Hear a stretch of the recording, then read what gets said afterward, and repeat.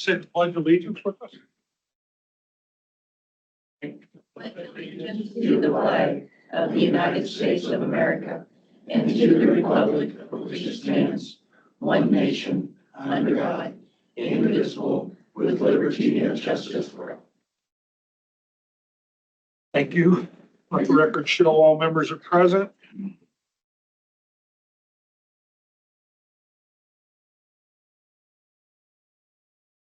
Hey, there's a public comment policy statement.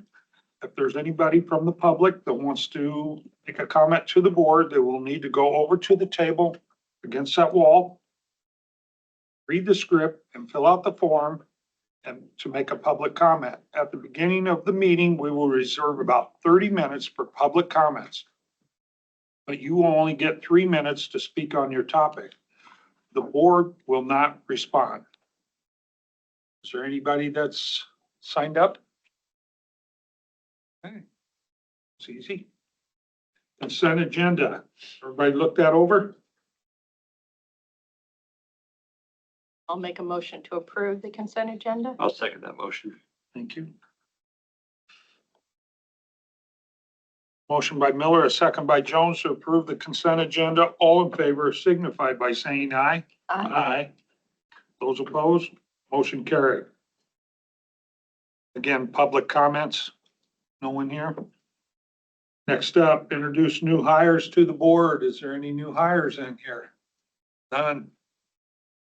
Next up, Kim Smith, Director of Programs and Development, and Caitlin Lewis, Community Outreach AmeriCorps member, Habitat for Humanity of Council Bluffs. Update on Habitat for Humanity of Council Bluffs. Who's up first?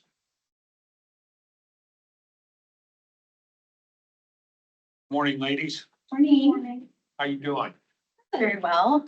Is Good. it better if I stand or if I You, sit? whatever you're Okay. comfortable with. I will just stand then. Okay. This is my trusty sidekick, Caitlin, and Nice to she meet is you. serving Habitat Council Bluffs with AmeriCorps right now. And she is helping us get the word out. Again, my name is Kim Smith. I'm the Director of Programs at Habitat Council Bluffs. I've been there for 7 years. Some of the things that we've been doing lately, we're just trying to share with everybody and make sure that the word is out there. So I have a little PowerPoint here. Okay. Please feel free at any time to stop and ask me any questions. But just to tell you a little bit about who we are and what we do. Our mission statement is seeking to put God's love into action. Habitat for Humanity brings people together to build homes, communities, and hope. So I will do like that, maybe. Okay. There we go. Habitat history, I include this because I think it's really interesting. It was started by a couple down in Georgia, Americus, Georgia. A lot of times people think it was started by President Carter, but it was not. Started by Millard and Linda Fuller in collaboration with Clarence Jordan. He had a little co-op farm down there and wanted to find a place for everybody to live in harmony and for people to be able to own property. And one of the ways they could do that was working in community with each other. So they came up with the concept of building a home. And then as that couple or person was paying for it, they would use those proceeds to build the next home and then so on and so forth. In 1976, that became the catalyst for Habitat for Humanity International and was launched. We are in our 50th year this year, and we are now in all 50 states and over 70 countries. And we've worked with over 65 million people around the world. So this tiny little dream in Americus, Georgia took root and it grew all across the world. I just think it's such a neat story, which leads us then to our story. You can skip through this one. Habitat Council Bluffs came together in 1992 with 15 dedicated community members. We began all volunteer and we established our first board of directors. Some of them were Sue Mortensen, Don Fauble, Bill Harriman, and Sharon Morris. In 1993, we achieved our official affiliate status and we built our first home and renovated 2 others with a budget of $50,000 Here in Council Bluffs? here in Council Bluffs. Okay. Yes, so by January 1995, Habitat Council Bluffs had built and renovated our first 4 homes. Since then, we have done over 100 builds and over 150 repairs. Blake Johnson was hired in June of 2020, and he is our 5th executive director, so we really have a strong history. So we have 4 programs that we're best known for: home ownership, home repair, neighborhood revitalization, and our Habitat for Humanity Restore. I wanted to talk a little bit about how we are trying to expand into the county, because primarily our focus has been a lot of Council Bluffs over the past history of the organization, although we have done some work in Carson. But one of the top focus areas that Habitat has for moving forward is really figuring out how we can partner with rural areas. And so for home ownership, we are building 6 townhomes in Minden. Those should break ground in the next 2 weeks. They were made possible with CDBG DR funding through the state. After Minden had the tragic tornado that came through there, we were able to work with them and help secure some of these funds, and then got picked as the developer for this project. You'll see in the handout that I provided, that the one that's stapled together, it talks a little bit and gives a rendering of what that project's going to look like and the floor plan there. So all of those homes will be sold to people 80% AMI or less, along with our income guidelines. So if you are a family of 4, your household income needs to be less than $91,000, which still allows for a pretty good wage. These homes in Minden, since they are in conjunction with CDBG DR funds, will be sold for $175 versus appraised price, which is the true Habitat model. And there will be down payment assistance available for them, but we will be using our financing. So traditionally in CDBG DR, people have to secure their own financing at the bank and bring it with them. But we're going to be able to run them through our financing, which provides a lower interest rate and ongoing support after the purchase of the home. So we're glad to be able to do that. Are those going to have a basement? They are going to have a basement, yes. Here are a picture of a few of our other projects that we have. So you may have seen a house moving down the street last week. We just moved the 4th schoolhouse from TJ to its permanent location. And so we'll have that house finishing. And then we have 1 unit left at Baldwin Court, which is our top development up there. And we're getting ready to break ground in about 2 weeks to begin 2 of the additional 6 that we're going to be building there. So we have quite a few projects in the pipeline. Next is our home repairs. And this has really been a critical way for us to interact with our rural community members. We have been able to, I was looking at our list before we left, and we have approximately 30 repair requests within different areas of application right now, all the way from inquiry to having the job done. And of those, about 6 of them are outside of 51501 and 51503 area code. So we are having a larger footprint than we had been even last year. So when I did the quick math, which don't hold me to it always, it looked about like 20% of the repairs that we're doing are for the county areas, which has been nice. And we also had the chance to partner with, I believe it was Mr. Wyatt, on a project for somebody that had an easement issue and some electrical issue, and he didn't have the funds to complete it. So we were able to kind of all work together and make that come together for him. Is there an income requirement? There is an income requirement on the home repair. So they have to be at 80% or less, which really has not been a problem. Most of our people who are seeking assistance are elderly, living on very, very restricted incomes, many of them not over 20% AMI. They have enough money to barely subsist in their homes, but they don't have any money to handle any sort of critical repair that might happen. So it has been something that has really stabilized people. Can we go back one? I did just want to talk quickly about this repair. This is sometimes we have money that is specially designated for veterans. And when we do, we're able to stack that money with our normal amount that we'll invest. We will invest around $10,000 on a repair. The person who is applying never pays over $300. We secure that investment with a 5-year forgivable mortgage. So every year, some is forgiven. At the end of 5 years, we remove it. It's no You longer, work with our VSO? on Yes. Some of that? Okay. yes. So Peggy, Yeah. yeah. So we are in communication with them, and this gentleman had served about 23 years in the Air Force. And unfortunately, his wife had cancer. They were living in their basement because their kitchen had been gutted by a family member to sell the items for drugs. And we were able to come in, and with our extra veteran-specific funds, we were able to leave them with a fully functional kitchen. We moved the washer and dryer up out of the basement and also remodeled the bathroom so that it was a little bit more accessible. And so when we left, they were well taken care of and could plan for the future remaining in that home. So that's one of my most favorite repairs. Okay, you can go now. The other thing that we are launching is our neighborhood revitalization. That is a strategy that we just started last year.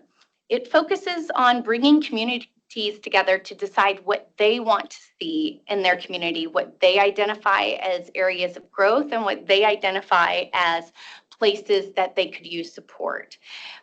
We partnered with National Indemnity and Berkshire Hathaway Homes last year and invested over $200,000 in the 3rd Avenue, 2nd Avenue, 9th Street to 11th Street neighborhood in downtown Council Bluffs. We did over 100 home improvement projects with over 150 volunteers on 2 separate weekends. Some of them were restaining a deck, and some of them were residing a house. So it was quite the undertaking. I'm not sure that we will always have that kind of partnership funding, but I sure hope so. But as we move forward, we are working right now to canvass neighborhoods and find out who's ready to have a larger stake in what goes on, who would like to learn more, and who would like to partner with us. So we're doing some serious canvassing and surveying right now to identify those neighborhoods. And it is ultimately our goal to be able to take this out into the rural communities as well. So you can go. Here are some of the projects that we did from that neighborhood revitalization Rock the Block. People identified sore spots that they were seeing in their neighborhood. We were able to work with contractors and various building supply places to get the best prices, and then those are some of the projects that we took on. So the painted lady up top, she had a new fence and several trees removed. We put in a new fence for somebody who had kind of an unsightly area, and then some new porches to make things some structurally sound. So those are just some examples of things you might see. Last, but certainly not least, is our Restore. It is one of the best places to find any sort of treasure you might need. It also is a great place to donate anything that you don't want to see go in the landfill. So we sell things for probably 50 to 70% less than retail costs. We also divert tons and tons of unused materials from going into the landfills each year. We accept hard to dispose of items, including new and used furniture, appliances, and building materials. So it's a really good resource for people who are trying to fix up their homes or do some maintenance, but have a really limited budget. The other great thing about the Restore is that everything we make goes to supporting our operational cost. So our ultimate goal is that the Restore would be able to support all of our operational cost, and then all of the money that we're able to raise is able to go directly into the programs. And so it's a really great way to support the good work that Habitat is doing and find that hard to find treasure. Do you pick up We do pick up, yes. in the rural areas too? We are actually working on a plan for that right now. We were talking about it this morning. So if you ever have a desire for that, give us a call, because we've tossed around some ideas about maybe like a pickup day or like a roundup pickup where the entire community knows we're coming on this day. We can bring extra things and just kind of have like a pickup at a one designated place. So we are open to all sorts of ideas, trying to see how we can do that. Last but not least, again, volunteer. We have some really strong volunteer opportunities and relationships.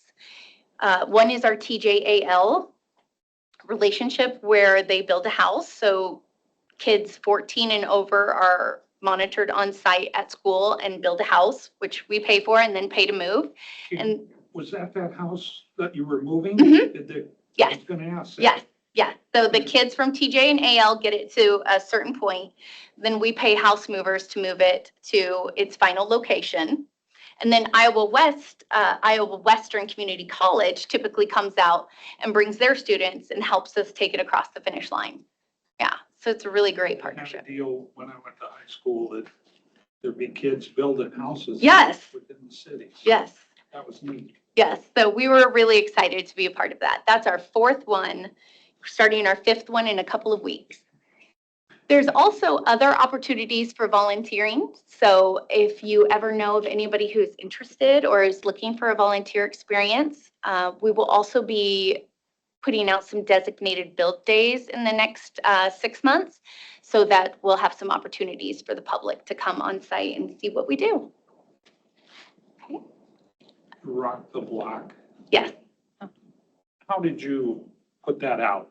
Through your website or what? So when we were looking for volunteers for that, we were putting it out on social media. We were partnering with National Indemnity in Berkshire. And since it was financed through them, their employees kind of had the first crack at, There was a lot of, Mhm, yeah. at signing up. But typically, the way that Rock the Block will work is it will be a community event that anybody in the community can sign up and volunteer for. So Kim, you mentioned lots of programs that you're doing that you'd like to get more rural Yes. involvement with. We have several new city clerks Oh, out in the great. county. And if you take your show on the road and go to their council meetings, I think that would be really good. Or at That would be least great. make some sort of contact with city clerks. I will absolutely do that. I know we have a good relationship with the Underwood City Clerk. But Around a long time, yeah. I need to get out there and meet some others. Thank you for the suggestion. Maybe I can put together a list and run it by you to see if that Okay. is That who. pickup deal would be good Yes, because too.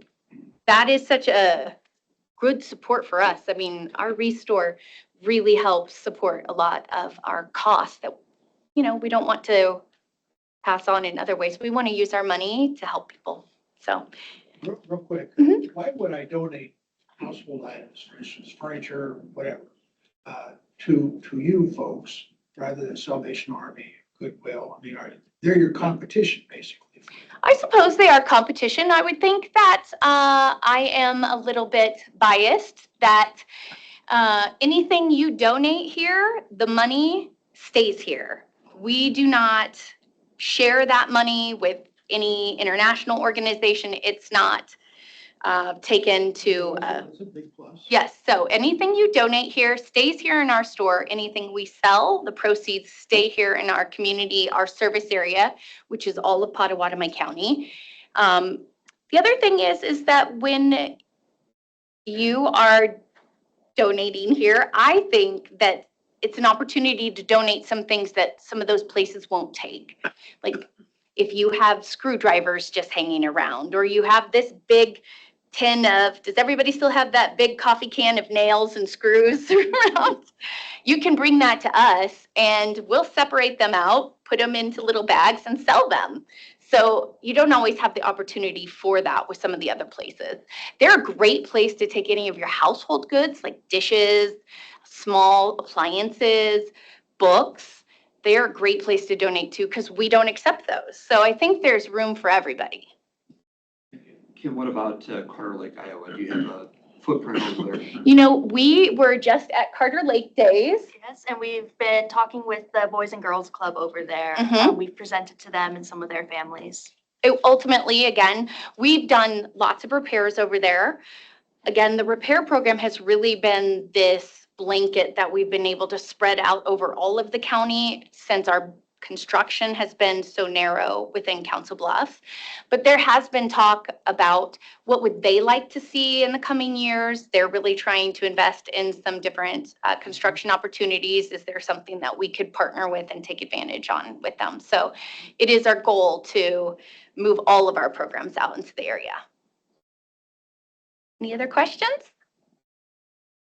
Well, thank you so much for inviting us and giving us your time and attention. We really appreciate it. Well, we really appreciate you coming in. Keeping us informed. Thank you. Thanks for what you do. Oh, thank you so much. It'll be fun to watch the progress of the townhomes in Minden. I'm so excited. We can't wait.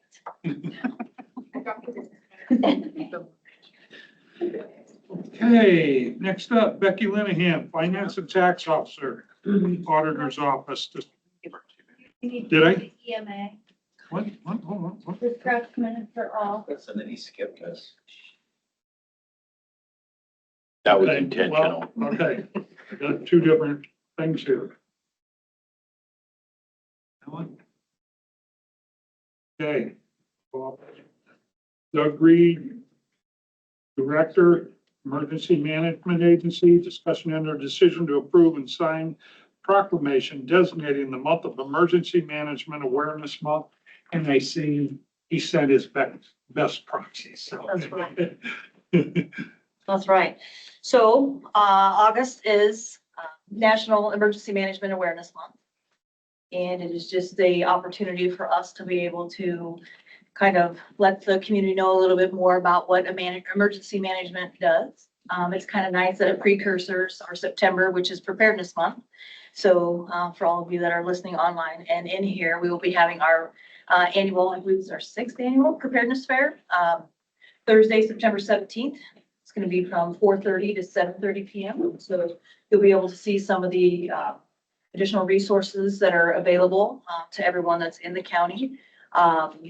When we talk about preparedness, a lot of times it's, preparing, like making a kit, building a plan, making sure that you're prepared. One of the things that we've thought has been unique about our preparedness fair is that it goes a little bit more deeper into that, which is what additional resources might you need? Maybe, Habitat for Humanity, for example, who just spoke, is going to also be, a table that's going to be at the fair. So it just kind of lets you know, what different resources are available for about anything that you might be experiencing, in your day-to-day life, and things like that. So Time's that start, it's Michelle? 4:30 to 7:30, September 17th is a Thursday. So in September's Preparedness Month. So if you check out our Facebook page, and we partner really well, especially with Public Health. Candy serves as the HSAC coordinator, so Health Services Advisory Council. And so she's really good about, helping get some of our stuff kind of regurgitated out and through and sharing. So we've got some great things that are coming out. So You're gonna have a presence in Carter Lake tonight, correct? tonight, yes, we have been following the recorders, traveling recorder's office. One of the things that we try to make sure is that everybody knows that we have an alerting system. So Alert Iowa, Potawatomi alerts, you can go on to the county website and you can just type in actually Alert Iowa. It is the county's alerting system, and you can kind of choose which alerts that you want to receive. Now, there's some mandatory alerts that you're going to receive automatically just for the fact that these are warnings. These are things that are imminent, and your, life safety is at risk there. So we want you to be aware of those. But this system has helped out tremendously during, if we have water boils.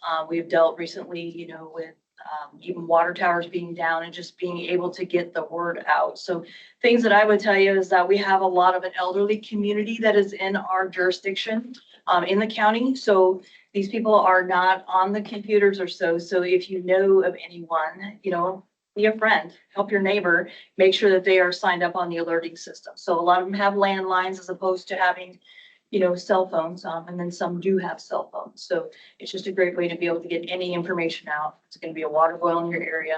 We'll be coming up on, well, right now we're kind of watching some severe weather.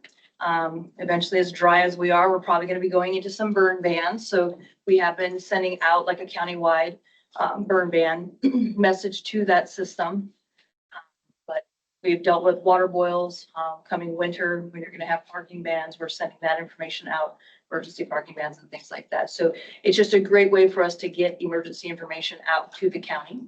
And that's the official alerting system that we do utilize. So.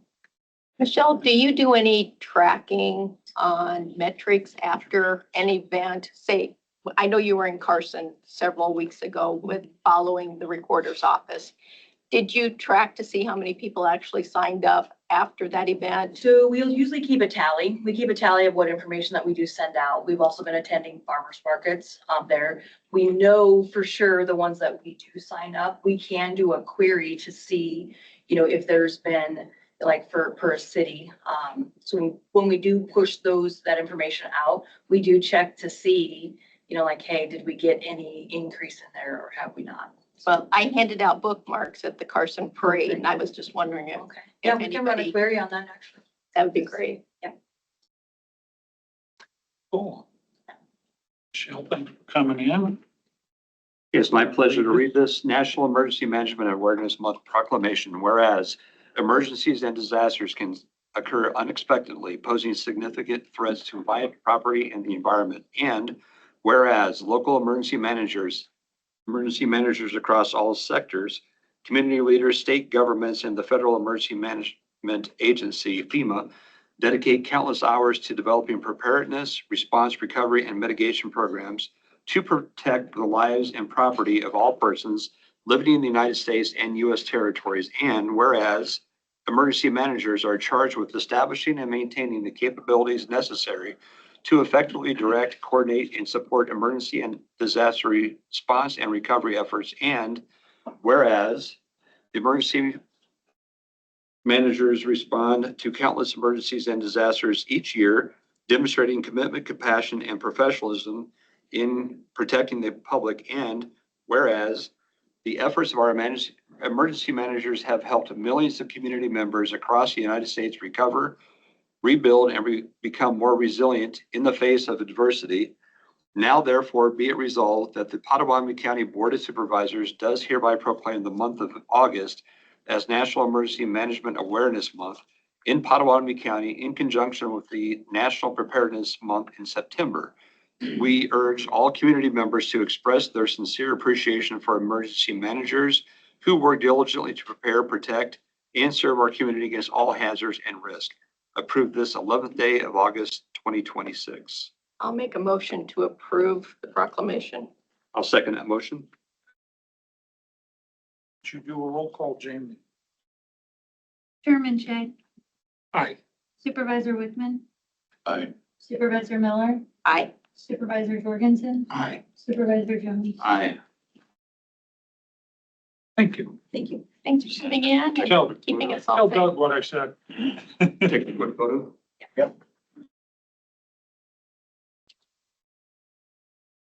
I guess I should introduce my coworkers here. Sure. We have Benjamin Fichter, he's an emergency management specialist, and then Jamie Meek.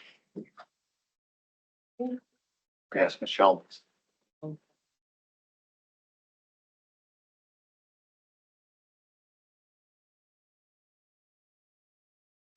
Thank you. Thank you, guys. Type in or? Yep. Okay, I'll be down there. Yeah. Nice to meet you, sir. See you. Thank you, everybody. Thanks, Michelle. Thank you. Thank you. Thanks for coming over, you guys.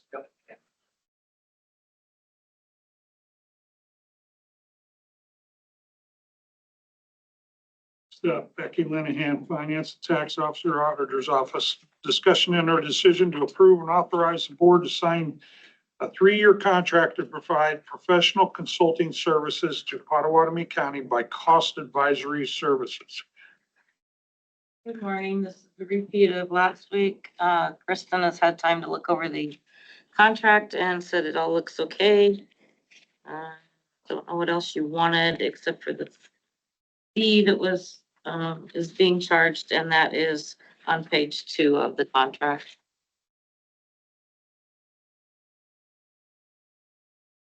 Questions, comments? The fee didn't change from prior years, right? It's been like that for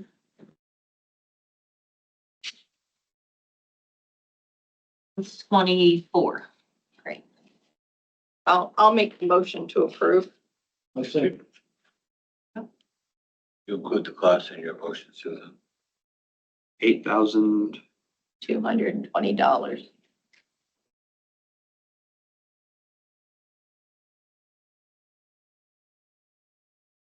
Okay. Can I ask a question? Yeah. The 8,220, is that one time or is that for each of the 3 years? Each. Okay, thank you. Got a motion by Miller, a second by Jorgensen to approve the contract with Cost Advisory Services for 8220. All in favor signify by saying aye. Aye. Those opposed? Motion carried. Next up, Becky Linehan, Finance and Tax Officer, Auditor's Office. Discussion and or decision to approve and authorize the board to sign resolution number 54, 2026 entitled Resolution for Transfer from 1520 Capital Projects Fund to 2120 Capital Projects Fund 2026 Debt Fund. Yes, this is the fiscal agent fees paid to Moody's for the bond issue, the $6 million bond issue that we did. It was paid out of Fund 2120, which is the debt fund. We need to put money into that fund because it's at the zero balance. I'll make that. I'll second the motion to move the $24,000. Got a motion by Jorgensen, a second by Jones to approve the transfer. Would you do a roll call, please? Chairman Shay, Aye. Supervisor Jones, Aye. Supervisor Jorgensen, Aye. Supervisor Miller, Aye. Supervisor Witt. Thank you. Thanks a lot, Becky.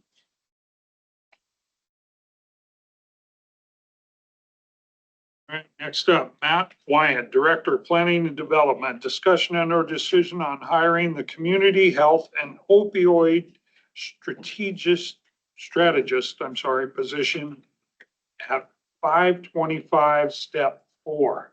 Matt, there you are. Thank you. We had a lot of really good candidates come in for this position, and we have settled on wanting to make an offer, Mr. Brian Brule, and he had 17 years experience at Douglas County Health Department. He's gone on, he's worked with FEMA during COVID-19 and then on to larger health departments in the Southwest area. He's kind of relocated back here, looking to get into public health again. And I think he'd be a really good asset to the county. He's been following all the opioid program. Correct. Yep. He's seen our opioid action plan on there and had reviewed some of the stats that came out of our community health needs assessment in relation to opioids. Is this position funded by opioid funds? Correct. This was a position that was approved when we came in and asked for the allocation of opioid funding in November of last year. And we had it approved at a 525-1, which in the staff report and in the budget that was submitted at that time, used that $819 encompasses the total of that position. So that's your FICA, your IPERS, your insurance. The salary for that position would actually be $72,432.72 on there. But all of that comes out of the opioid funds. That's, you've got all that budgeted for this year, right, Matt? Correct. It is budgeted for this year. And that fits into your long-term plan too? It does fit into the long-term plan, yes. in your pro forma that we submitted. Have we had any other, uh, awards from any other company? New awards? Yes, No new awards have come in. We did just receive several payments in on but the, nothing new, no new ones. but you anticipate that possibility. I think there's a possibility, there might be a few stragglers out there. It seems as though every pharmacy chain involved at this, Take care of. yeah. I'll make the motion to move that forward. I'll second. What's the hourly rate on that? 3469. 3469.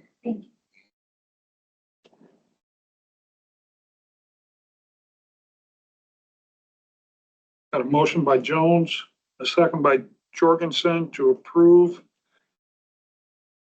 opioid strategist position at 525, step 4. All in favor signify by saying aye. Aye. Aye. Those opposed? Motion carried. Thank you. Thank you, Matt. Next up, Jasmine Elmore, Director of Human Resources, discussion on our decision to approve the deputy union contract. Good morning. Hi, Jasmine. Hi. You all have received the contract in your packets. We have had several talks about the contracts and the agreements.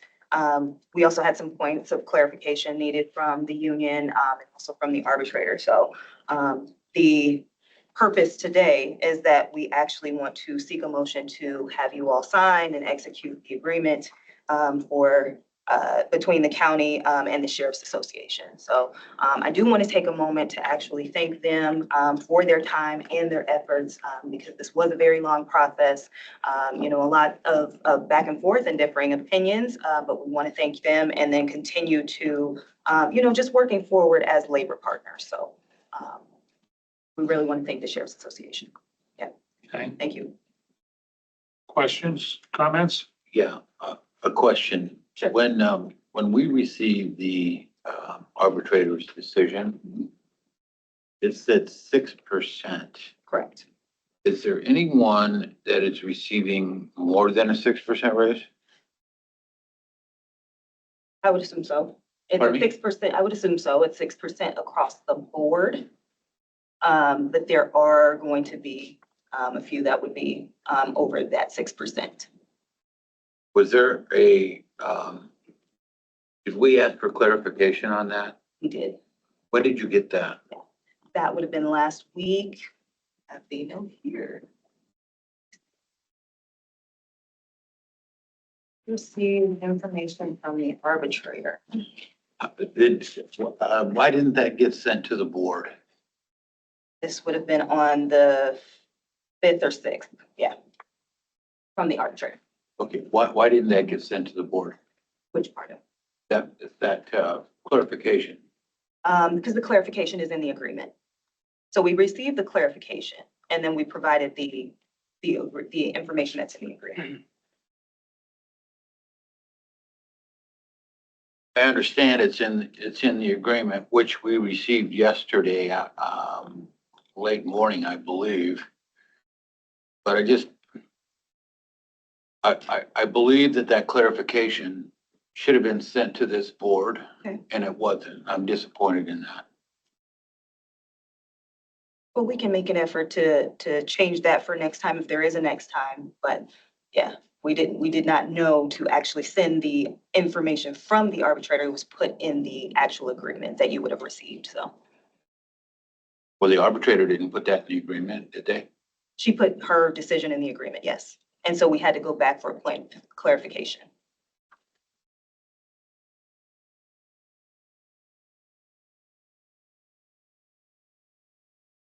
We really haven't had much of an opportunity to look at this. Article 11 talks about the holiday. Okay. And I just want to remind everyone that the floating holiday cannot be utilized if its use will cause overtime.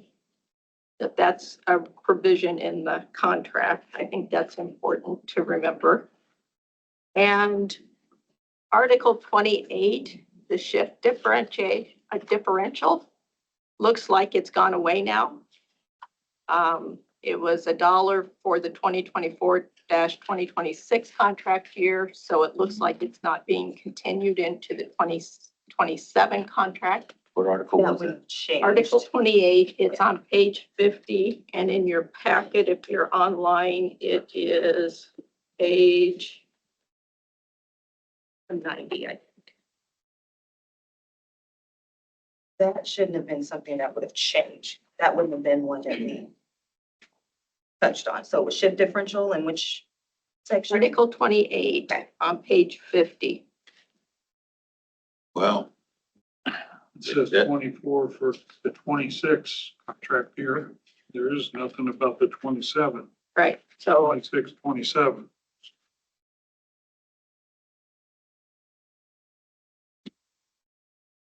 So I don't know if we can approve this today. I think we need to. I know it's time sensitive.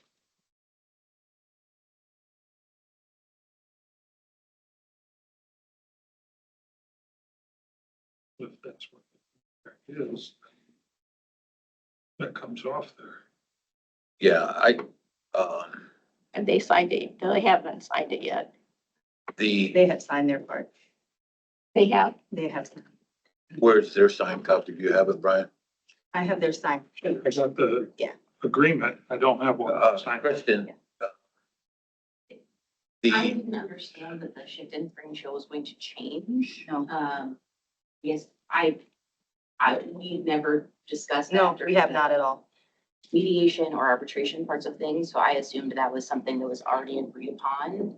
I do not know if this is just a typo with the year, or if we should have added another line where it discusses this contract year. I would assume that it's more in line with the typo, but I'd have to ask for clarification since I wasn't involved in any of the early negotiations. what article where was there was this? disagreement. Okay. It was my understanding that the shift differential is not changing for this year. It would be the same as in prior years. Correct. But I do see on that, in that paragraph, how it discusses prior years and not just this year. So that would have to be a clarification that I would need from when we were negotiating that topic.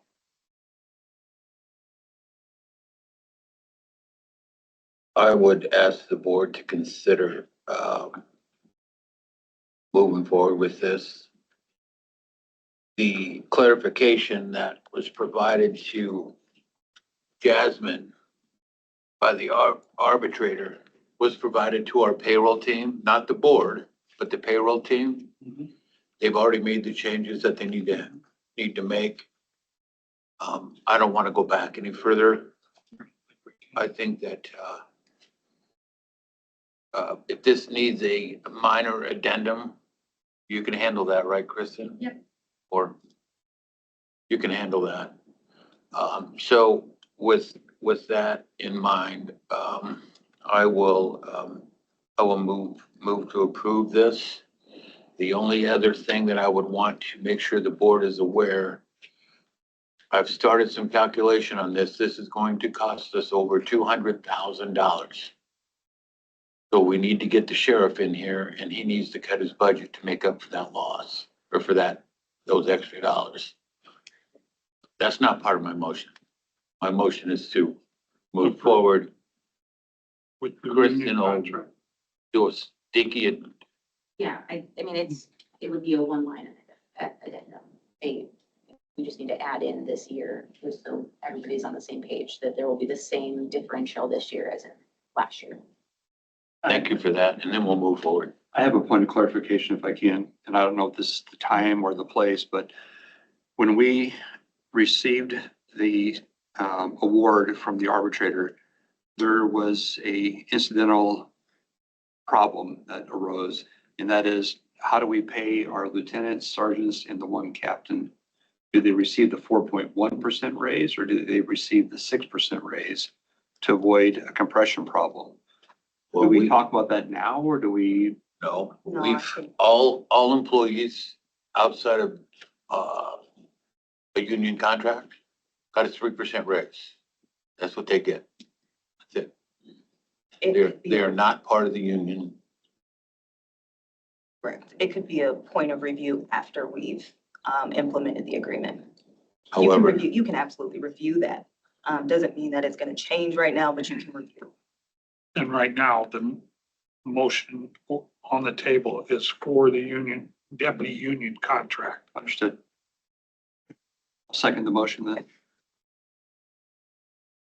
But what Keith is mentioning, that issue is going to come up at some It is. point. Absolutely. Right, sooner than later. It's just a separate issue since Yes. those employees are not union employees and this contract Right. only applies to the union employees and the deputy area commissioners. Okay, I got a motion by Wickman, a second by Jones to approve the deputy union contract. All in favor signify by saying aye. Aye. Those opposed? Motion carried.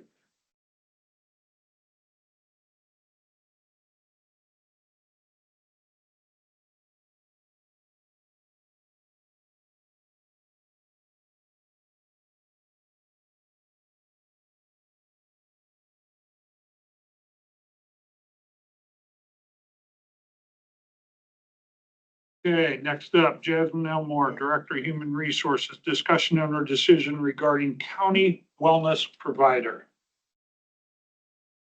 Yeah, so since our last meeting, I've spoken with our benefits broker again in an attempt to try and, schedule the last three. There's still some scheduling challenges. So what I did relay to them, was that we will move forward this week, with the group. We'll gather, we will vote, get the first two of our options to bring to you all, and we will have the vote for you to finalize for next week, on Tuesday. Okay, The week after, I am planning to, hopefully with their scheduling, to schedule a study session and have you all review what you have chosen as a demo, for the board so that you can see, what your option is. I don't know if that's necessary to have another study session. I think we've got some knowledgeable people on the task force that are reviewing the requirements. And if you provide those two options to the board next week with the prices, we should be able to make a decision. There's no reason to delay it. I think time is of the essence. We wouldn't delay. That would be, so next week would be the vote, the final vote for you all to select. And then whatever you have chosen, whatever your choice is for the county, you all would see the demo of the option. So unless you all don't want to see what that selection would be, then we don't have to do that, but that's not going to delay your vote at all. How long I is just that wanted to demo? provide that as an option. How long is that demo? So if you choose, well, when you choose the one, probably a half hour, I would think it would be no more than that. Because when we do two demos at a time, sometimes that's an hour. They can fit about two of them in, so. Yeah.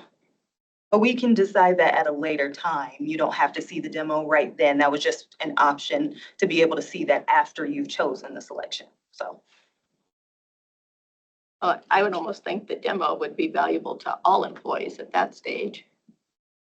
But not, I think once we are ready to implement, then yeah, we can have a demo for all the employees, but that was just for you all to be able to see what it was. So if you would rather wait until we have it for all employees and you guys can see it then that's fine. So I was just giving you another option to be able to see it. Do we need to see the demo in order to determine which one we're gonna, no? No, because that would be what we were doing. So this is what the group would choose. We would have you vote, select whatever it is for, whichever company it is for the county.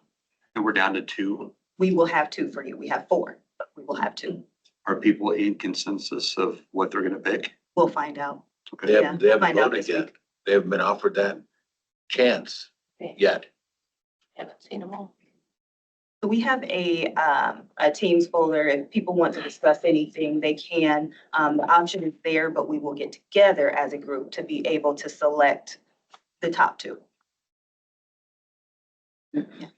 I mentioned the importance of getting this thing rolling, and we still aren't done yet.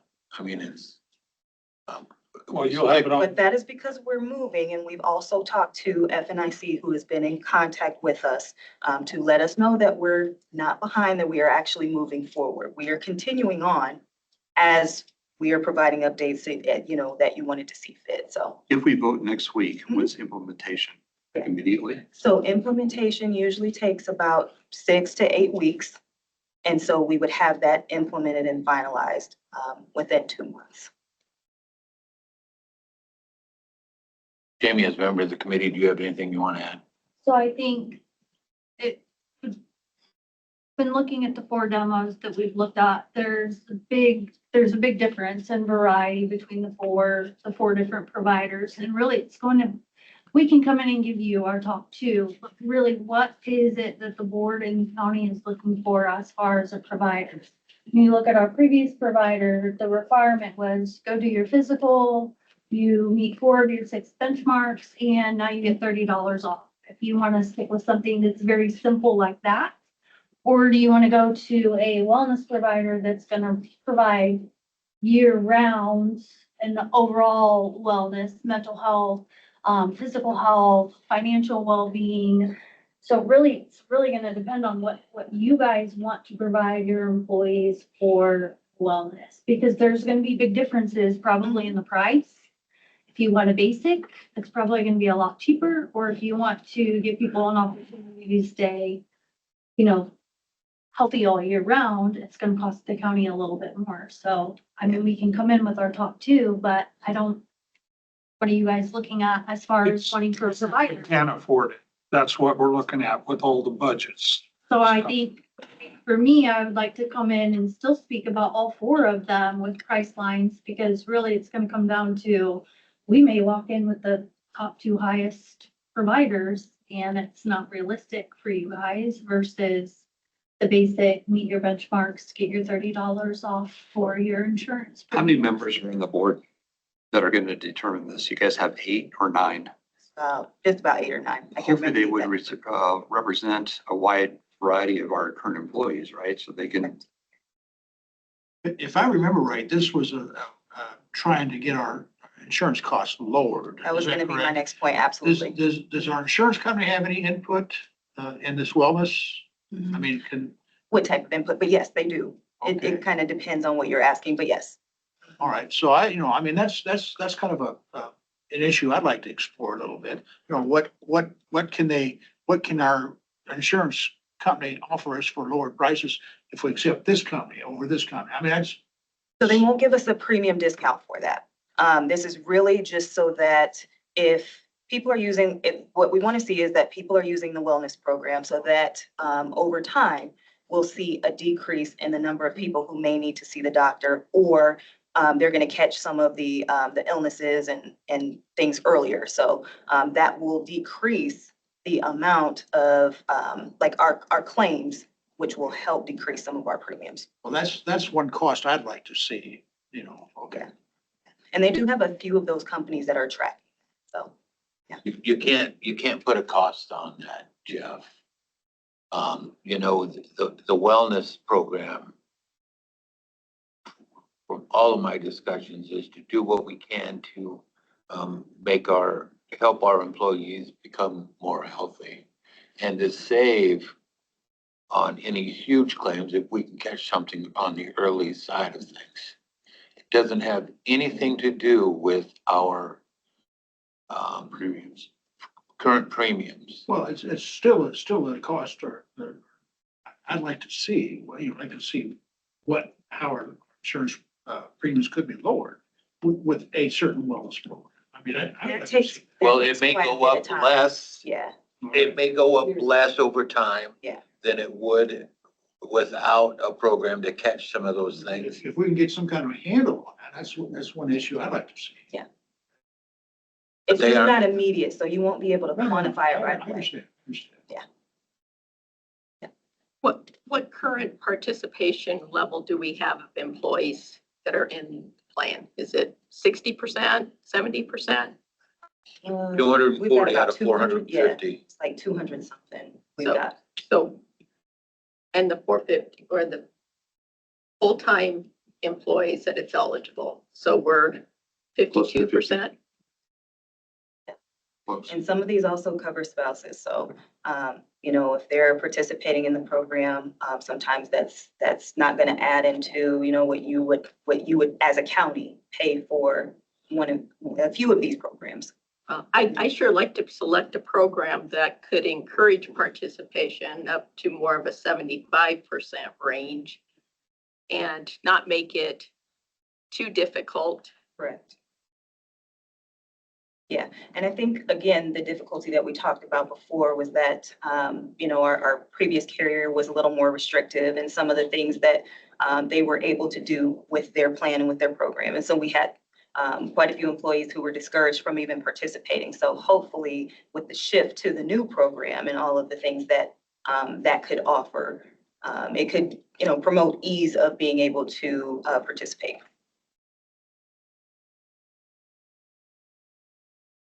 Any other There's questions? nothing needed from you all today. That's just an update, but we will have a vote for you tomorrow. I mean, for next week, not tomorrow. Okay. Yeah. All right. Okay.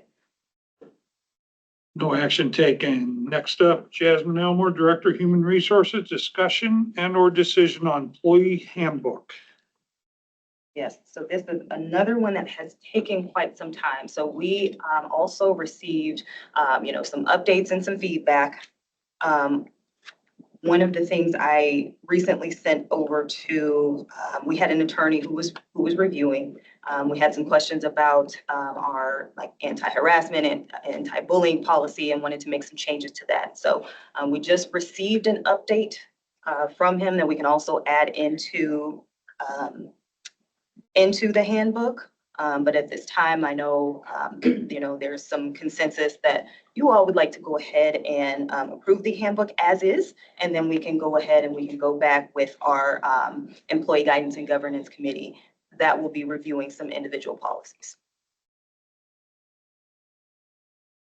I'd like to see the changes that Brent Henders proposed for the anti-harassment policy that just kind of updates that whole first section of the employee handbook more into this day and age. Yes. And it would coincide with the safety training requirements that all employees participated in. So they kind of use the same technology or same language They did. to accomplish, to provide the guardrails anyway. I mean, I have probably been the stumbling block on getting the employee handbook approved in its draft format. I haven't seen a clean copy of what it would look like. Yeah. I don't feel comfortable approving something that isn't clean and polished. But that's just me. It's okay. Like Okay. my input, I would also love to see Brent's new additions Yep. to absolutely those changes. I haven't seen them Brent yet. was pretty hard back up to make changes. He hasn't contacted me at all. So I checked with Brent, and it wasn't a rehire. He said he is able to continue on, and then we still had money in the budget from what your previous contract was, what you all agreed to, the amount to pay for the handbook changes. So because there was still money there, and Brent said that he was open and available to review the handbook on an ongoing basis, I went ahead and I sent that over to him from the feedback that we received. Anything? So you'll get those changes out to us today, Absolutely, right after this meeting, I'll send it over. to the board and Yep. to Kristen and who else? I don't know who else would need to, Garfield. would you, I was still under the assumption that the the committee? committee was Committee. going to look at Yeah. the Was changes. the original motion that we. I don't believe that I ever saw the department head suggestions. I mean, I saw a couple suggestions, but I don't know that there was ever Yeah. like a red line version of that sent out to the policy, employee guidance and governance committee. And so I think we were supposed to have a meeting at some point once those changes or those suggestions got sent out. And no meeting was ever set up. Nothing was ever sent out. So as a member of that committee, I would really appreciate the opportunity to review both Brent's new changes and any changes or concerns from the department heads and elected officials. I know part of that committee's purpose is to ensure that the elected officials had a voice Correct. in the handbook so that it was a one cohesive county handbook rather than, our elected officials taking out bits that they don't want their employees to follow. So How expansive is his recommendation for the new stuff? Is it It's 3 ex- pages, 20 pages? It's expansive. I think the handbook went from 262 to 30567. The other way around. I don't know I that think that's it's been- necessarily true if you go in and accept all of the changes. 'Cause I think he added some things and took things out. So the red line version is quite expensive, Yeah. or expansive, if I remember right. I haven't seen the specific harassment part, so I can't speak to that, but. Yeah. I mean, if you accept all changes, it's shorter than it was. Yeah, because the anti-harassment covered about 5 different sections. And if you take all of those out and put in one section to replace them, it should clean it up quite a bit. Okay.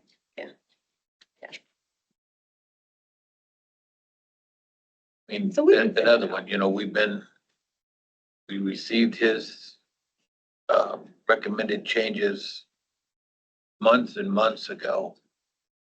And it's been up for review ever since, and we've got nowhere with it.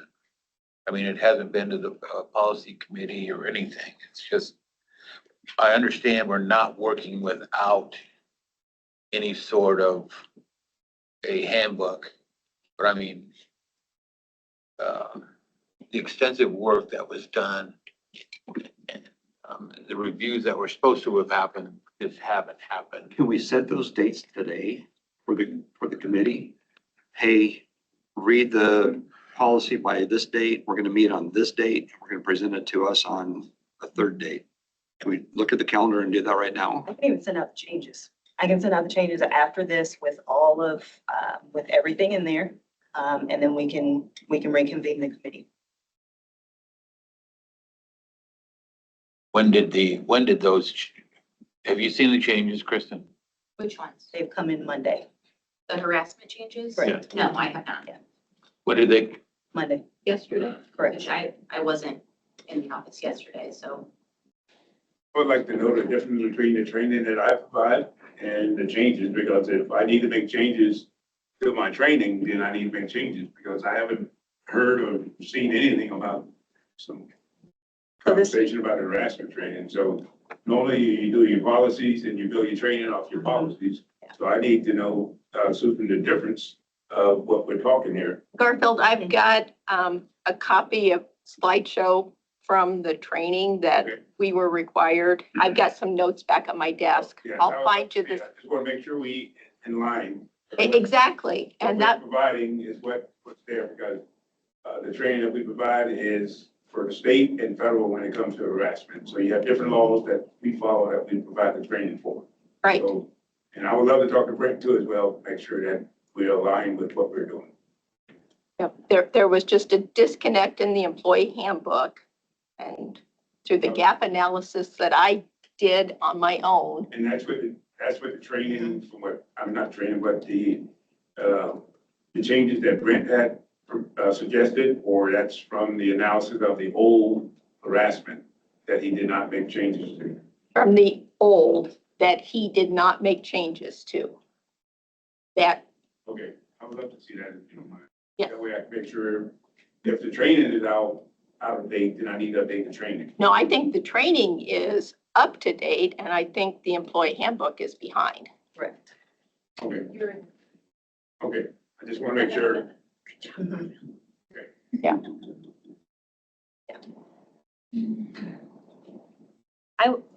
If we can set up a time for the policy committee to meet, to review these changes, I would appreciate that. I'd love to get something on the calendar. We'll do that now. Yeah, let's do this today. This week? We originally had a Wednesday date. What was it? Do you remember if it was 10 to something? 10 to 11, maybe? Yeah, would you take my spot on That would be tomorrow. committee? I don't want to be on it. I will not be here this Wednesday is the problem. That'll be They haven't set a tomorrow. date yet.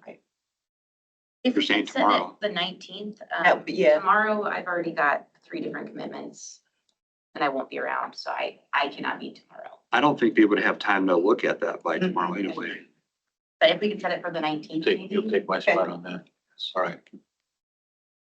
Did you get that, Jasmine? I did not. What did you say? Keith is taking my spot on the policy committee. So we meet on the 19th. The 19th. And then we should, if we get all the changes and the department head topics that they suggested, we should be able to take a look at those before next week. I will point out ISAC is on the 19th. If any of the department heads that are on the committee were planning to attend ISAC. Will not be attending. What time is it on the 19th? We originally did 10 to 11. Yeah. I would almost carve out 2 hours. I was gonna say, we might want to do a little longer this one, just so we can get more done in one meeting.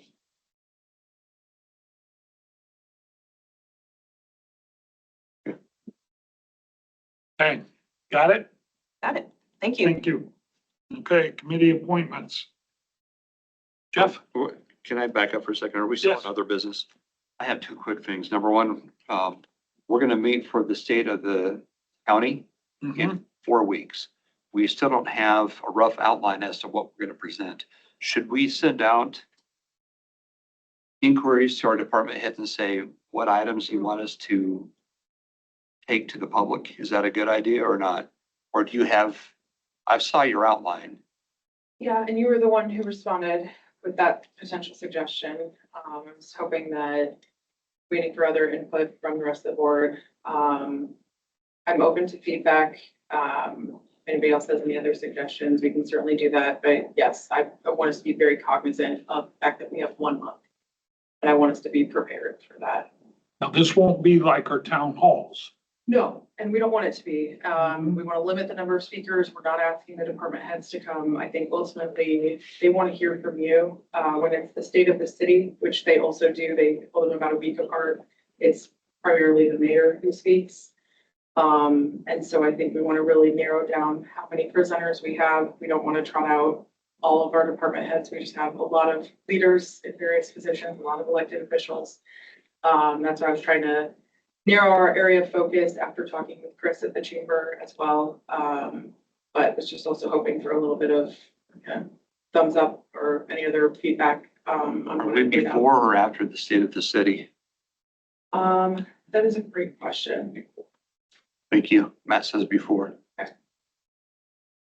I think it'd be prudent for us to send out a quick email to our department heads and say, what kind of big things have happened in the last 12 months? Just so we get an idea of what we're going to present. At least it'd be a pool of ideas. And then we should probably have a study session as to who's going to present, what we're going to present. Similar to what we did with Underwood. I'm fine with that if that's how you guys want to proceed. Do Good we with want to that. put that on for next week or do we want to do a different? Would you like to send out the email or should I send it out or who wants to? Let's, Thank you. I just want to make sure we have enough time. we put it on the agenda for next week or the 26th? Or I'm sorry, the 25th? 18th or 25th? 18th.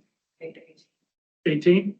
Do it. So this is short notice, but please ask them just 3 or 4 days to respond to your email. Yeah. Otherwise we'll have people trailing. Yeah. Thank you. Okay. The second item is, have we come up, are we any closer to a capital spending budget? Are we gonna have another meeting about that? I would like to, yes. You guys want to meet next week? I have made some progress. She's putting together the numbers to give us accurate numbers on what we can work with. You tell us, Stevie, is it You know, I next don't- week or the week after? I want the right numbers, so we can work with that. We're not in a rush for anything. I mean, it's not time sensitive. The discussion needs to happen. But, I would ask the board to consider giving her another week to come up with with the right numbers and put it on the agenda for the 1st of September. Stevie, what's your thoughts there? So I have identified some funds in the capital fund uh, that were set aside for expenditures this year.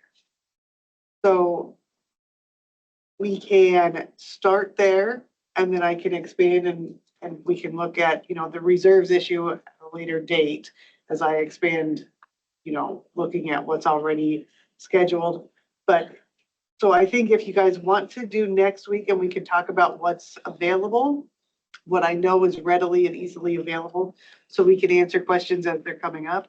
We Okay, could do that and then we can come back together on September We could- 1st and, continue to add to that list of different departments' asks and continue to so we'll develop do that. the 18th for the preliminary, and then you want clear to the 1st on the next meeting. Yes. Okay, will you get that on the agenda? And is the 18th still a study session? Or just a discussion? I would prefer a study session. Okay, thank you. Keith. Thanks for pushing that. Okay, Jeff? I don't have anything. Nothing. Jesus. Well, checked out the Carson roads, the new road that's out there. That looks fantastic. Everybody's excited about that. And they had a REAP meeting. And there's a committee there that we're not getting many applications for REAP here for our little towns, and we're trying to remedy that a little bit. And then sat through an audit review. Need to tweak a few things with our dollars. Los Hills Alliance, there's an advanced Southwest Iowa meeting. And then, Matt, what was that taxpayer, I can't remember the name of that meeting up there at the chamber. We sat through it last Thursday. The Iowa Taxpayers Association. Thank you. That's what it was. Iowa Taxpayers Association sat through that and they try to explain what the differences in rules are. And that was good. I was in here Friday. Then yesterday there was a VA meeting. That was that. So, okay, Susan? Going back to the state audit meeting that you attended, are they done with the audit? No, they're coming back. They had to go elsewhere. He had a list of stuff we needed to tweak. And then they're coming back to go over more. Okay. I thought he said September. October. Mid-October. I just had the Motorola project status call and I've got my notes in my desk because I know you're gonna ask questions. I don't know where we're at. Susan, I did talk to the city clerk in Crescent and they sent out a letter to all affected people in that area, okay? So you asked about that. I want to make sure you knew that. Okay, Tim? One question, you mentioned, Brian, nobody else has seen anything on the audit, but you said that they're requiring us or asking us to tweak some dollars. What do you mean by that? No, just some. That's what you said. There's some, Tweak some dollars. okay. There's some accounts that need to be brought in to the treasurer's office. A little more control on some dollars that are out there. You said October Yeah, mid-October. for a completion. Yeah, we'll be going over financials. We'll be here for like another month. I think it's October 12th or 13th he comes back. Mhm. You on that? Do I participate? Yes.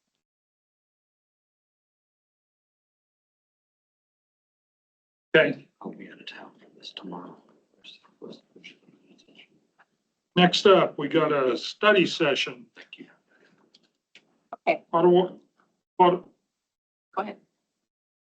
The study session is Pot County Board of Supervisors, Human Resource Committee Charter. This is Susan. Okay, so there are two study sessions and they pretty much go hand in hand. You can't have one without the other, in my opinion, but it's two different documents. And The other one is the MOU with the department heads. The MOU is in lieu of department head contracts, so that's the two different. so drafting an MOU was my takeaway assignment from the June 23rd, 2026 Board of Supervisors meeting when we voted to discontinue department head contracts. Department head contracts, with the exception of the secondary roads engineer, were one-year contracts. Department heads report to this Board of Supervisors. Some department heads are also responsible to an outside board of directors. The Board of Supervisors may only have discussion decisions regarding department heads pursuant to open meetings laws.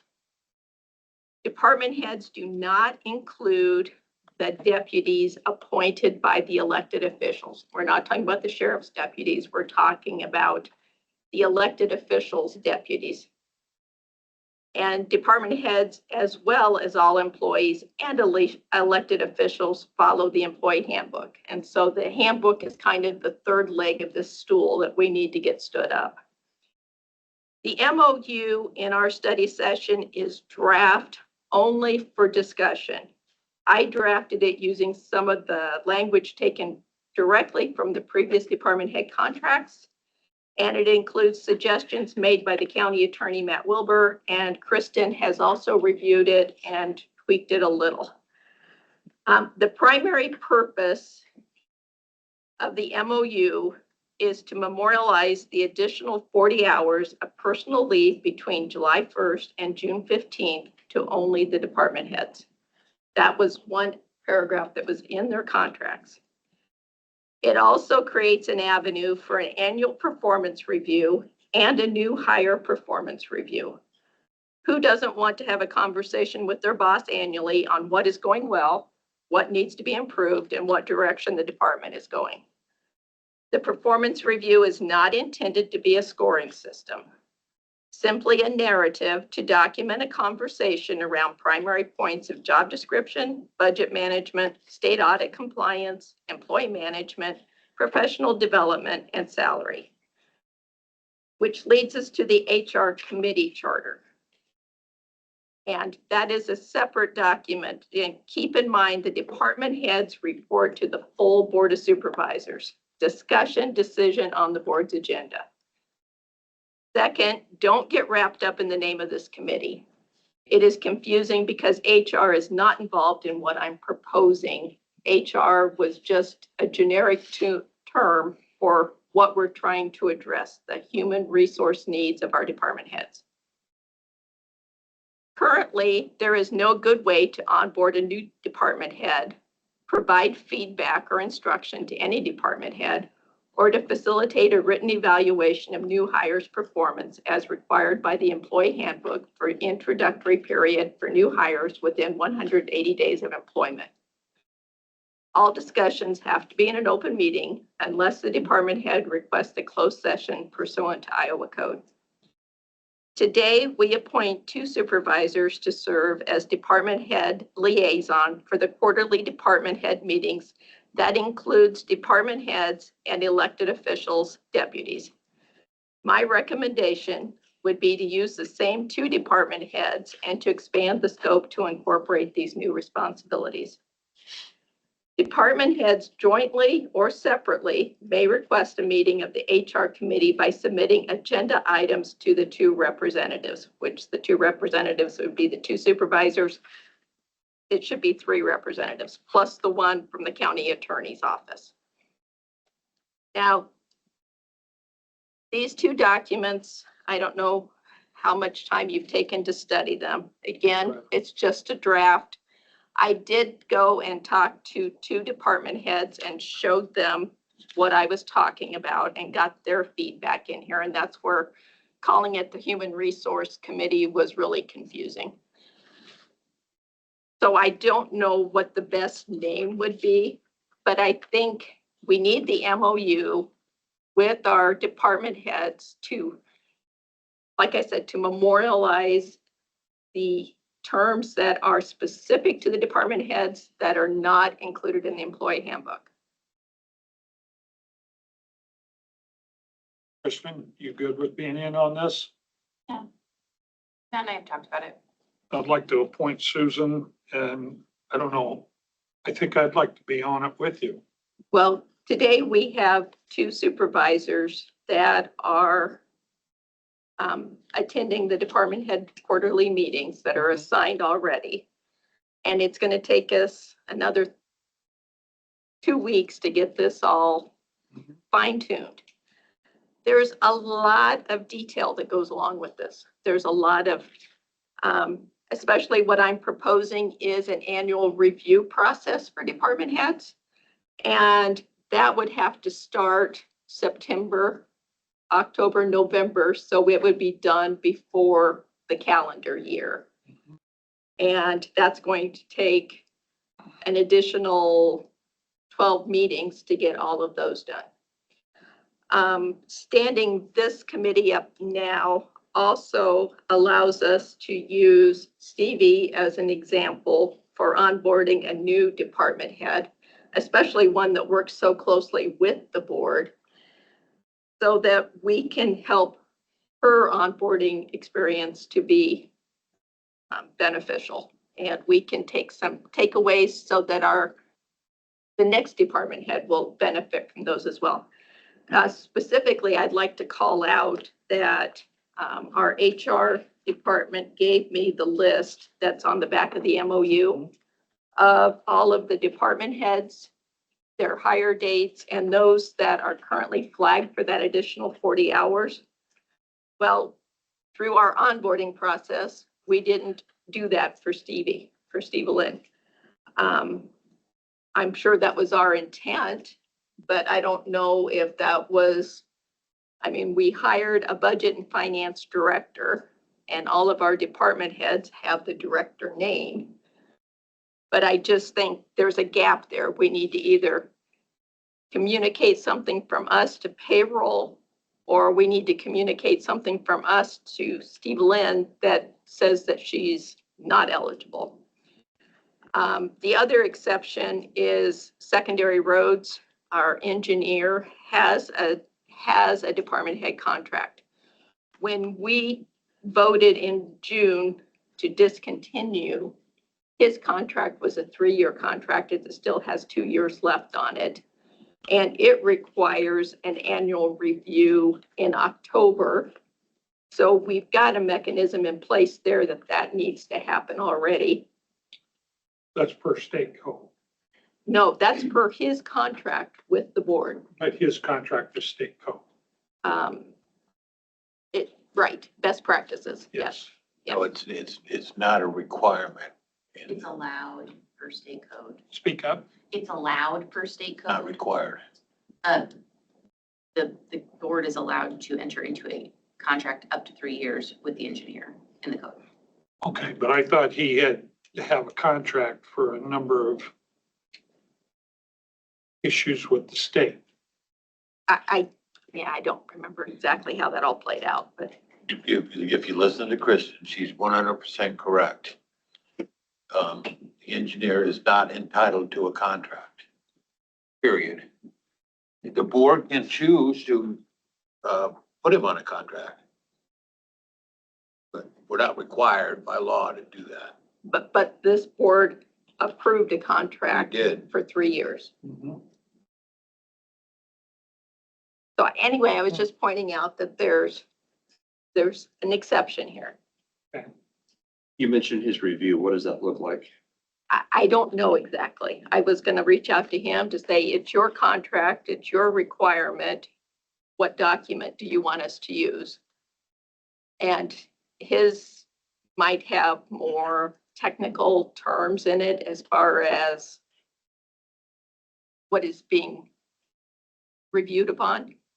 Where I'm pointing out the other ones is going to be more narrative in nature. We're not going to be scoring one department head against another department head.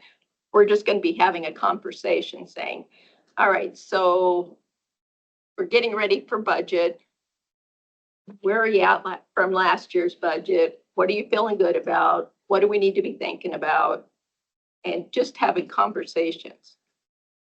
Would we allow employees to input their department head on, you know?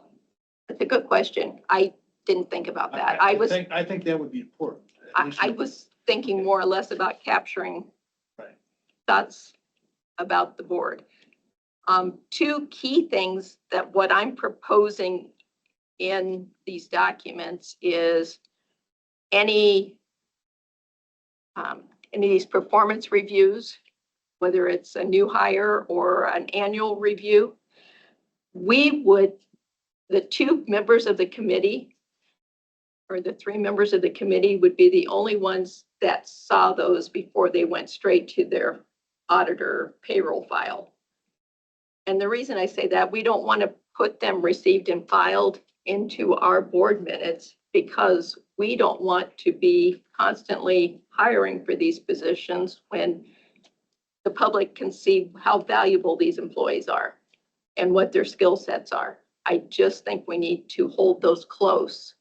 And that's probably more of a question for Kristen, just to make sure that we have that ability to document the files.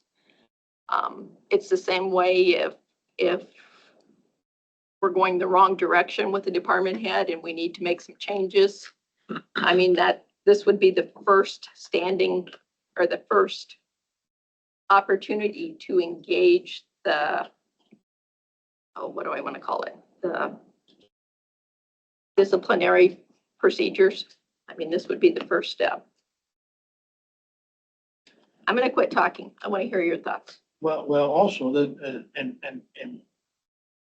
a private, past life, working for UP Railroad, went through a lot of these reviews, department head reviews. They had their department employees were able to submit valuations of their department head. And then after the review, each department head was given a written summary of the results of the review. And so if there's any recommendations that they need to change policy or whatever, that was included in it. So I think both is important to include when in reviewing department heads.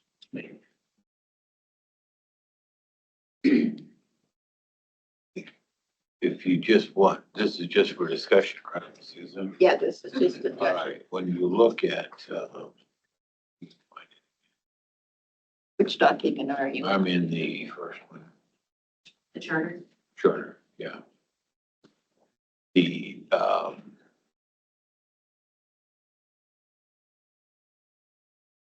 item 6, you are basing those disciplinary procedures off of what's in the handbook. Correct. The board can choose, depending on the issue, any of those at any time. Correct. They don't have to follow 1, 2, 3, 4.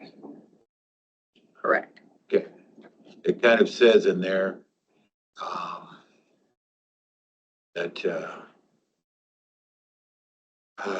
let's see. May include up to 4 steps, Yeah, beginning with the step HR 1. committee will be responsible for step 1. So can I speak to that a little bit, Tim? Sure. So it's my understanding from my conversations with Susan and Matt that this committee would be primarily for lower level disciplinary issues where it's more the employee would need a coaching or would need, what would be a verbal reprimand, so the minor level. I think if the board feels that action needs to be taken at a higher level, that still needs to happen with all 5 board members in a public meeting or a closed session if requested by the individual department head. I don't think this committee would be appropriate for a more serious reprimand if that is necessary. Well, I don't think that committee is, that committee's decision is appropriate for any of them. I think the We had reason this, behind setting up this type of committee is to, right now, there are 5 of you. Yeah. If one of you has a problem with a department head, you have 0 power, you have 0 authority, you have 0, way to really get that department head to understand that you have a problem or have a discussion with them where there's, weight behind it. This is a sort of middle ground between real action, so, termination or disciplinary action, and that kind of one-on-one conversation with the department head that has 0 weight behind it. This is more of a, okay, we've identified an issue, we need to meet with the department head, but it's obviously not serious enough for a 5-member board meeting because it's just a coaching, or if it's, I'm kind of thinking more of disciplinary avenue rather than the evaluation part of things. So in disciplinary world, it's not super serious. We just want, to have this conversation and move on. And so Brian might come and say, hey, Kristen, I want to talk to you about, we'll use Matt Wilbur because he's not a department head, so I won't pick on anybody. Matt Wilbur's been, really dragging his feet on this, this document that I asked him to review. It's really bothering me. I want you to talk to him about it. Can you call the committee up? And so then we have our little meeting with the committee. We discuss, Matt's performance with that. And then we see if there's any way that we can, fix it easy and move on, or if it's something that we have to bring up to the next level with the whole board. So that's kind of how I see it as far as a disciplinary issue. And then from the evaluation perspective, again, getting all 5 board members in a public meeting to sit down and discuss an evaluation for each department head has not happened in the past. And it, is hard with time constraints and with meetings and open meeting rules. So this might be a good, kind of first step evaluation process to get all of the department heads through the evaluation without airing any public dirty laundry.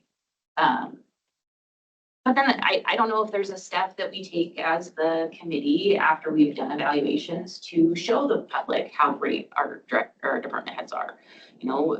Obviously evaluations are supposed to outline concerns, but it's also supposed to, show the positives that they're doing, give you the good areas that they're doing. So maybe that's another step that we want to throw in as far as the evaluations go, that we can, kind of give kudos to our department heads for the great things that they do.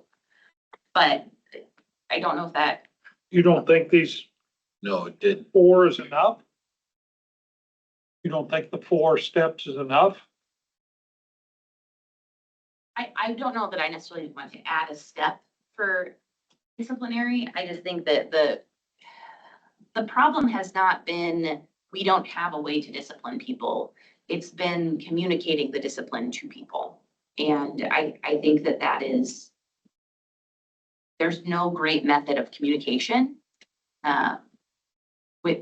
unless every single tiny suggestion that the board wants to make to a department head is in a public meeting, which if that's what the board wants to do, go for it. That's by code appropriate. I just don't think that logistically that makes sense for anybody. I think that. I have a question. Industry standards are important. So Mr. Walsh, the city of Council Bluffs, did they talk to their department heads in this manner, you or the chief of staff? You did a review of your department heads annually? Not necessarily. The issue I'm trying to get to here, Kristen, is that, Hold on, let him answer. Did you have more of an answer there? well, I don't really care what the city of Council Bluffs does. Just, do Industry standards are important. you have more, Matt? I was just gonna say that the biggest difference between Council Bluffs and here is cities have mayors. Mayors have a lot of authority and they get to do a lot of, disciplinary discussion. Like that's a completely different deal because they have one person who can go talk to the employee. If, Jeff goes and talks to an employee, Jeff is talking to the employee as Jeff Jorgensen, not as a board member. If three of you make a decision and talk to the employee, then you've made a decision and taken action. And if you do that outside of a public forum, we violated rules. And so that is the disconnect where I think that we kind of have seen the need for a method to get from one board member with zero authority to the department head, knowing that discussion has weight behind it. My understanding though is for these two people to meet with the department head every year for their annual evaluation, they would have talked to the other board of supervisor meeting or members and taken concerns to that person in advance saying, hey, the board's kind of concerned about your attendance, or the board's concerned about your communication or your spend habits. And then that at least would get the communication process started. Yeah. I think that's kind of the design. So if any board member has a concern, it's brought to this committee and then the committee can, add those up and have that conversation. Or if it's just an evaluation, say there's not like a major issue, it's just, kind of, we could be doing this better, or they're doing this really well, take it to the committee and that committee has the conversation with that department head. Have you read through this? Good. Yeah. How do you feel? Is there some tweaks to it? After listening to this conversation, there might be some tweaks. I had like 2 verbiage changes just because I like my word better than the word that's in there, but nothing substantial before having this conversation. I really wanted to hear what the other board members had, comments or concerns about. If department heads have any suggestions or concerns. Then every year at the beginning of the year, when we choose committees, this rotates around, so. I don't have any issues with it, Kristen, as far as, we're following our handbook. The level of discipline depends on the infraction or whatever you want to call it. The severity of The issue I have is, that if we just look at level 1, which is a verbal. Yeah. We couldn't do a verbal a while back because 3 people didn't vote for it. My concern is if we have 2 people on a committee from this board that decides a verbal needs to happen. For it to be legitimate, without that employee taking, let's just say for worst case scenario, employee takes us to court and says, hell, the whole board didn't vote on it. It takes 3 people to make a decision. I think that the board, like, not today, because obviously it's not on the agenda for a vote, but when this committee is voted on and approved, the board can give authority to a committee to make this level of disciplinary action. Because we're not saying that, the committee can fire people. We're not saying that the committee can, make significant changes. We're saying the committee can have this conversation, can give it for you, board, are giving this committee the authority to make this level of disciplinary action. I think if it was any higher than that, I would not feel the committee could be given that authority. But because this is the first step in the disciplinary process, the board can choose to vote to give authority for this reason. I wouldn't, like I said, I wouldn't suggest doing that for higher levels of discipline. When you're putting a written reprimand in somebody's file, that's fairly serious. That means that it's not just a coaching, it's not just a verbal warning, it's not, change your behavior and you'll be fine. It's a written documentation of reprimand.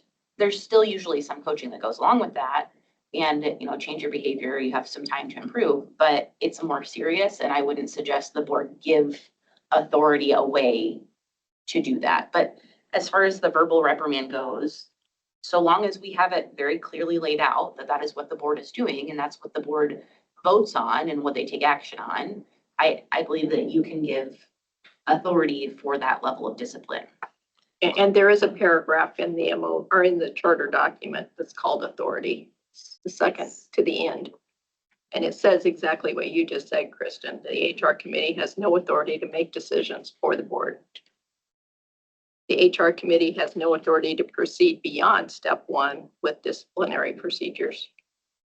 And the HR committee is designed for convenience as an avenue to onboard and support department heads in a manner that is less restrictive than timelines and guidelines of a formal board of supervisor meeting. Very well written, Susan. I like that. But you wanted to change some of those words. Oh, I don't think Just those two. ones had any changes. We're good there.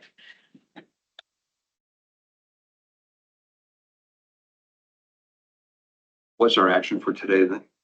There's no action. To talk about it. Is it something we want to proceed with, or do we want to wrap it all together? I do think we need the MOU with the department heads, but we can't really have an MOU unless we've got this other document to support it. Otherwise, it doesn't have the teeth in it that it needs.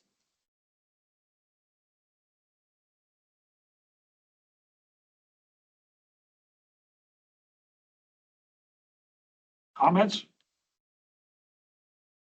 So I've said I've shared it with 2 department heads, and Speak up.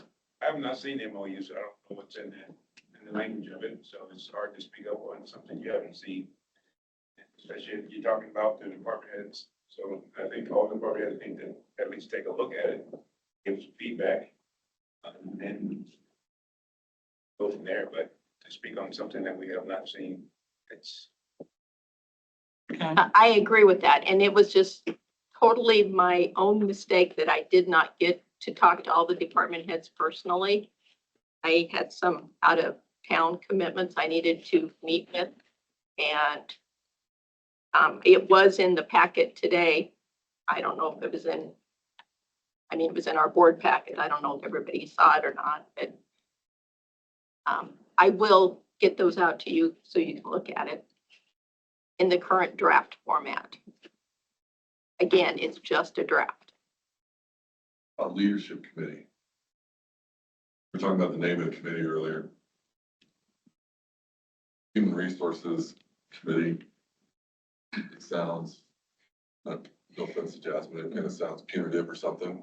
The HR committee on that, but I mean, if it is to be there to support and help guide the leadership, department heads of the county, then if something is more like leadership council committee. And I think the committee should have some type of bylaws, because if a board member has beef with one topic, how do you determine when that committee gets together? Because we talked about, it takes 3 board members to make a decision. If you have one member saying, hey, take this to the committee and Garfield didn't do this correct, how do we determine whether that committee gets together or not? Off that one topic, or 2 topics, or 3 topics? What's the evidence? What's the legal basis to put that department head in front of that committee for that whole? Who makes that the call? Is it that one board member, or does it take 3 board members to look and say, hey, take this to the committee too? That's my only. How does you make it not biased? Saying that. I haven't seen it. We use charter instead of bylaws, but exactly what you're talking about is what we're trying to prevent and address. And I know you're at a disadvantage for not having it in front of you. Let's continue this conversation after you get this. Yes, Susan. I looked at it and I did not see anything in there that was punitive. I saw it as conversational. as a chance to get some positives. That might be my own, sorry, rose-colored glasses that I live in. However, I think it is a great opportunity for communicating, whereas sometimes I personally feel like I'm at a disadvantage. I don't know who of the five of you to go to. I feel like it's hard to know. It's hard to know as a department head, like who's my main. In past years, we had liaisons for each department. We knew that they were our go-to person. They would pass the message on to the rest of the board of supervisors. We don't have that anymore. So it's really hard to know, like, where do I take this information? In the past, I've had regular evaluations when I had a region board, and then I also had a board of supervisors. So we would annually, I would have an evaluation with the entire board. It was a closed, well, we actually didn't do it closed because we just asked people to leave and they did. Because doing that in an open session is extremely uncomfortable. I do remember with the county at least 1 year where we did have an open session evaluation with the board of supervisors. And it's uncomfortable, just saying good things about yourself in front of people. Like, even if there was no disciplinary action taking place, that's just an uncomfortable conversation when you are having a quote evaluation or improvement session or whatever you might call it. So I thought that the document looked like it was something that was positive, would lead to the ability to have some follow through if there were issues. And I think that's important as well. And to have that upfront knowledge of, hey, there might be something I'm doing wrong that nobody ever told me about would be great. So that's just my 2 cents on it. Would that committee have, for instance, for the departments that has outside boards, conservation board or EMA board, but one of those board members be part of that committee too as well? It's time to do a whole program. Good point. Can we have a closed session to discuss an employee's performance? Can we have a closed session if the employee asks for one? Yes. They've got to request it, correct? If we want to be able to visit independently with our department heads, I think the whole board should be involved in that discussion and have a closed session with the department heads to discuss that instead of putting the performance evaluation. I'm not sure that's exactly what you wanted to accomplish here, Susan, but if you're going to discuss somebody's performance, it should be with 5 of us, all 5 of the board members, not 2.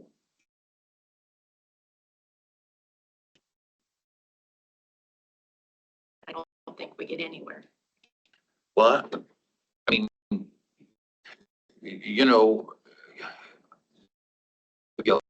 if you listen to a comment that was just made, that is very, very important.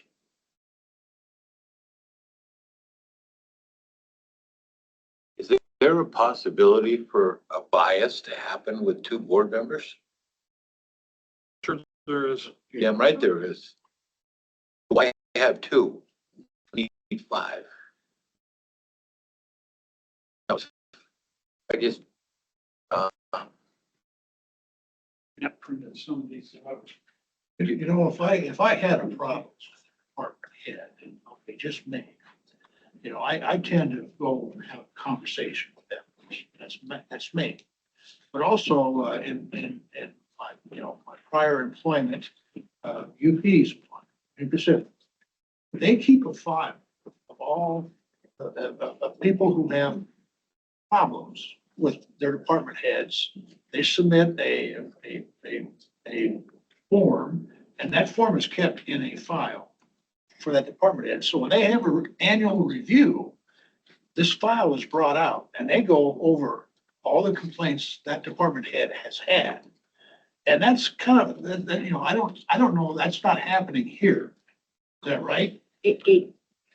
That would be accurate. All of our department heads are pretty damn good. They don't get many complaints. True. Well, I'm not disagreeing with that, but like I said, if I had a problem, myself with a department, where do I go? What do I do? Now, as it is right now, I'd have to individually, not collectively, individually, talk to each one of you members about the problem I have with the department head. And yes or no, we put it on the agenda and we bring that person up, but we're talking about reviews now, department head review, annual reviews. Is there a file that should be kept about the complaints that others have had for the department head? And in that review, they go through what complaints have been made. That's just me. I don't know.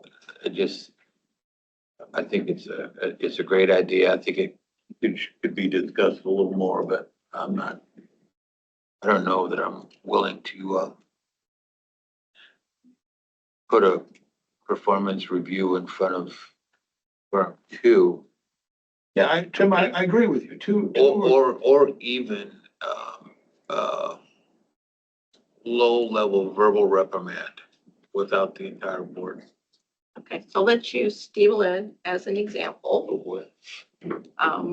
According to the employee handbook, we need to give her a new employee, new hire evaluation.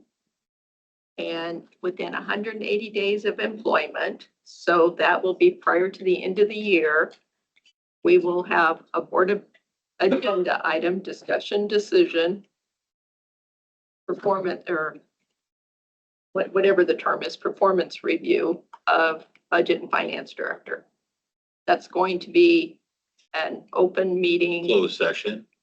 if she requested. Oh, I will request it. There isn't one, I don't think there's anybody here that wouldn't request one. I agree.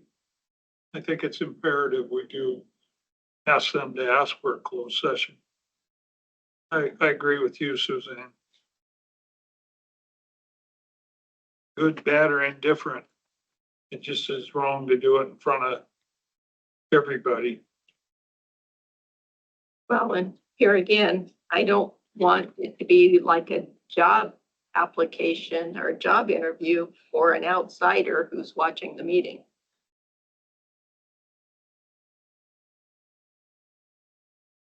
All right, so several of you have copies. I will make sure all the department heads get a copy to review. I will follow up and have one-on-one conversations with them after they have had a chance to review the document.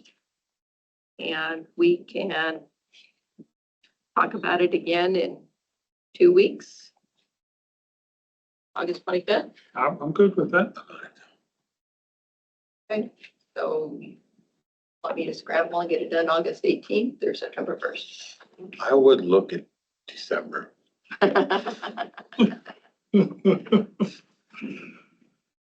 Well, September. Thanks for all your input. I appreciate it. or after the first Tuesday in November. Yeah, we can do that too. No, I think this is a good conversation to I have. do too. I understand where you're going from, Susan, that Thanks for your work after on it. hearing some of these people talk, I just a little nervous about two people when it should be the whole board, especially if. You made a good point, Tim. I do agree with that. I do worry. Because we're setting precedents for future boards too.